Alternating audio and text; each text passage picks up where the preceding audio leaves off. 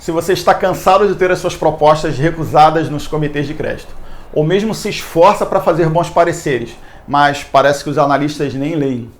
Se você tem dificuldade de entender alguns termos que os analistas de crédito falam e quebra a cabeça com alguns indicadores usados na análise dos balanços, ou até que algumas vezes você até entende esses índices financeiros, mas não consegue fazer conexões entre eles e tirar conclusões. Ou se você fica confuso com esse emaranhado de índices, contas e cálculos das demonstrações financeiras, você não está sozinho, você está no canal certo. Aqui a gente vai abordar tudo aquilo que você sempre quis entender para se tornar um gerente mais preparado, mais assertivo e aí aumentar a chance de aprovação das suas propostas de crédito aí no banco, cooperativa ou financeira que você trabalha. E é claro que com crédito com mais qualidade, mais receita você vai ter na sua carteira, te ajudando a bater as suas metas. Eu sou Alexandre Tenório, profissional com mais de 35 anos de experiência no mercado financeiro e vou estar conversando contigo sobre várias dicas e pontos chaves para conceder um crédito de qualidade. Fica com a gente aqui no canal Por Dentro do Crédito. Aqui tem tudo o que você sempre quis entender.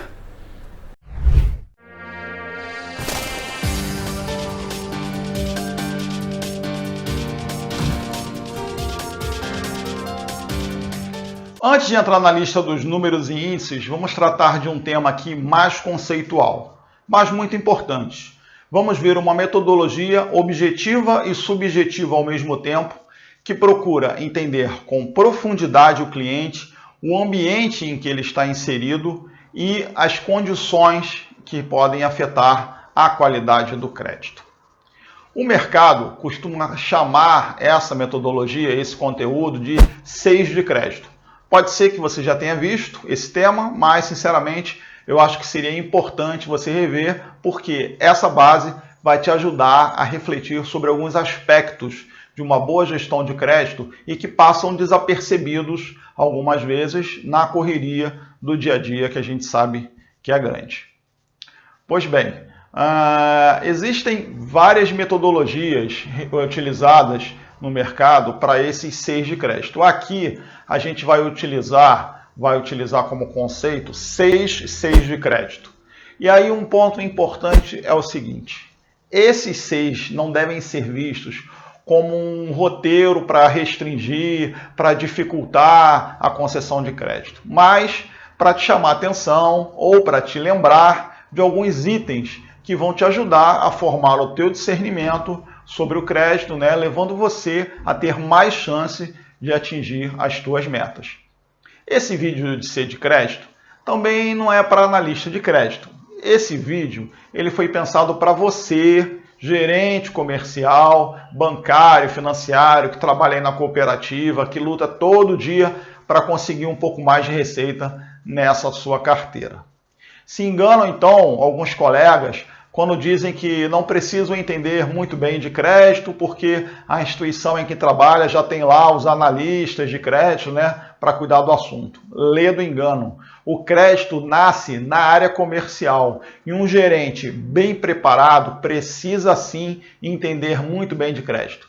Desse jeito, ele vai ser mais assertivo e vai conseguir atender bem seus clientes e, consequentemente, gerar mais receita, que no final das contas é o que interessa.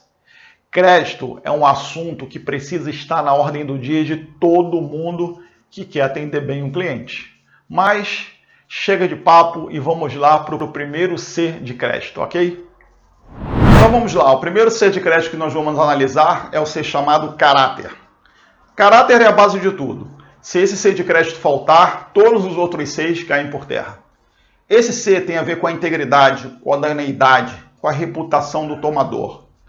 Parece óbvio que ninguém vai emprestar para uma empresa e sócios que não são idôneos, mas não está escrito na testa de ninguém, se uma pessoa é idônea ou não. Se fosse assim, seria muito fácil. Então, por isso, é importante analisar de maneira objetiva e buscar evidências bem concretas. Checar os órgãos de restrição de crédito, por exemplo, a Serasa ou o SCPC, é obrigatório, mas isso provavelmente a instituição financeira em que você trabalha já deve te pedir para fazer. Eu diria que essa é uma maneira bastante eficaz de analisar o comportamento da empresa e dos sócios na linha do tempo. Por isso, gente, eu diria que nunca, nunca mesmo comece um relacionamento sem ver a vida pregressa da empresa e dos sócios.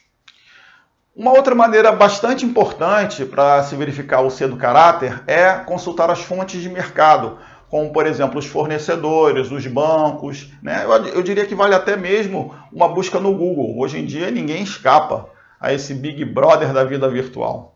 E quando você estiver lá nas consultas, né, junto aos fornecedores ou a outras instituições financeiras, é importante que o faça da maneira mais objetiva possível, né? Perguntar, por exemplo, sobre as evidências do comportamento histórico do crédito, né? Ir além daquele conceito de que ele é gente boa, a empresa é idônea, né? É preciso entender com profundidade, né? Se ele tomou crédito, né? Se ele honrou os compromissos, mais do que isso, se ele fez com pontualidade.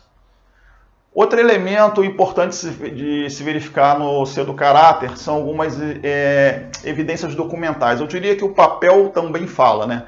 Começa analisando, por exemplo, o tempo de constituição. Se uma empresa é recém-constituída, a sua análise deve ser ainda mais cuidadosa. E aqui, gente, eu não estou dizendo para restringir o crédito para os novos empreendedores, ok? Eu acho que muito da força, né, desse país está na capacidade empreendedora, né, dos brasileiros, e na minha opinião isso aí tem que ser valorizado, mas fecha parênteses, vamos voltar aqui. Mas se a empresa é nova, como eu estava dizendo, você provavelmente não vai ter tantos elementos assim na análise do histórico. Nesse caso, ver o comportamento de crédito dos sócios se torna ainda mais importante. Qual é a trajetória deles antes de abrir a empresa? De onde vem o capital para se estabelecer?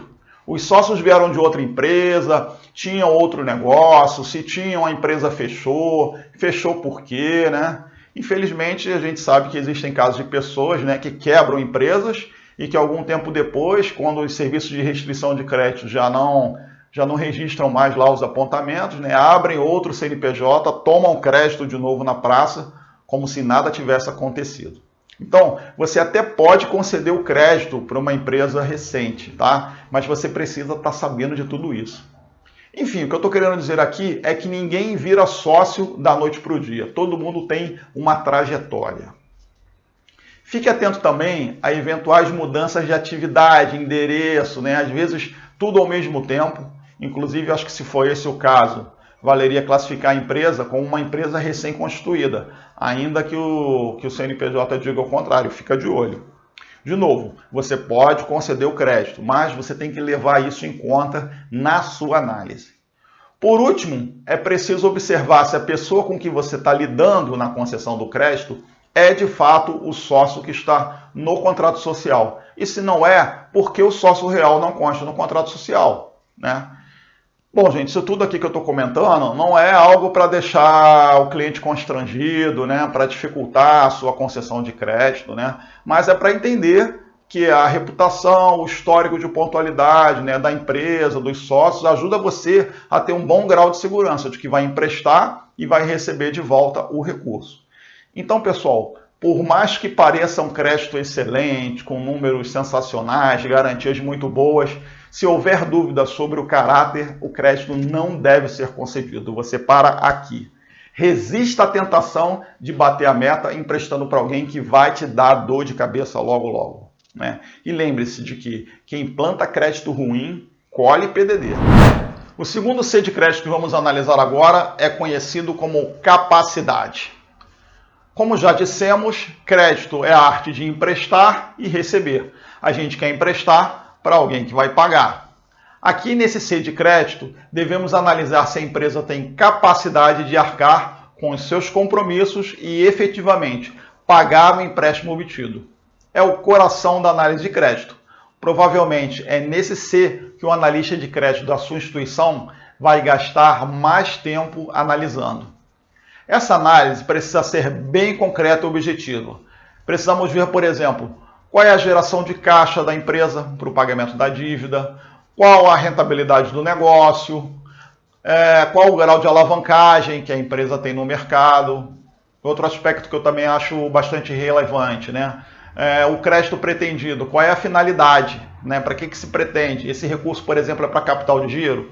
Se é para capital de giro, o fluxo está adequado ou há problemas crônicos no ciclo operacional? Se o recurso, por exemplo, vai trazer aumento na produção da empresa, como isso vai impactar no incremento do faturamento? E se esse novo projeto ou linha de produção não der certo? A empresa tem alternativa para conseguir pagar o crédito, né, obtido com a sua condição atual?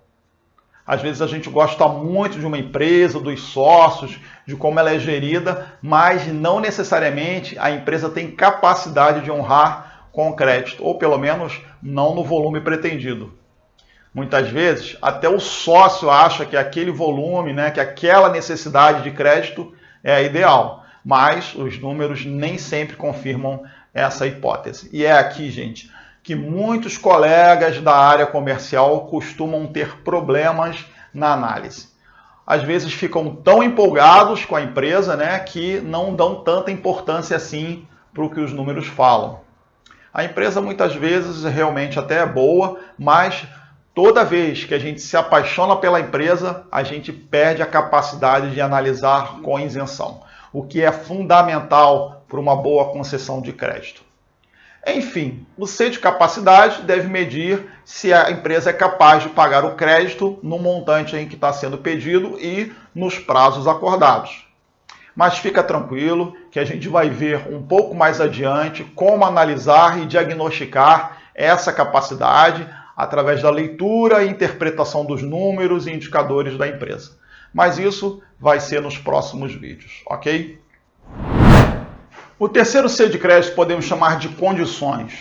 Toda empresa nunca é uma empresa isolada. Ela está sempre inserida no ambiente de negócio e mantém relação com outros agentes sociais e econômicos da sociedade. Portanto, influencia e é influenciada pelo que acontece no mercado.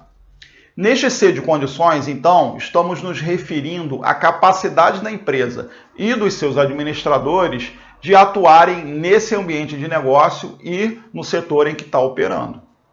Nosso objetivo aqui, então, é avaliar o momento em que vive a empresa, a situação em que, por exemplo, estão os seus empreendimentos, os seus projetos, os seus lançamentos de produtos, né? Dependendo de que atividade for.